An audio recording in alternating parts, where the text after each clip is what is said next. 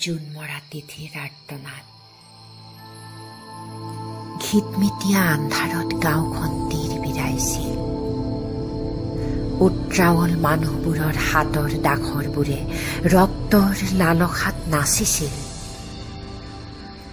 এন্ধাৰত বোবা আৰু নিথৰ হৈ বহি আছিল ফেঁচাজনী। ওখ ওখ গছৰ ফেৰেঙনিৰ শগুনবোৰে আহিব লগা দিনটোৰ কথা ভাবি হাঁহি হাঁহি তিমিৰ কঁপাইছিল।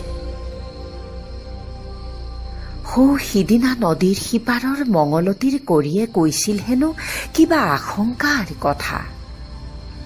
কোনোবা জোন মৰা তিথিত পুৰণি গোসাঁনীৰ শিলৰ বলিশালত থব লাগিব গাঁৱৰে নিঃকিন বিধৱাজনীৰ শৰীৰ চ্যুতমুণ্ড।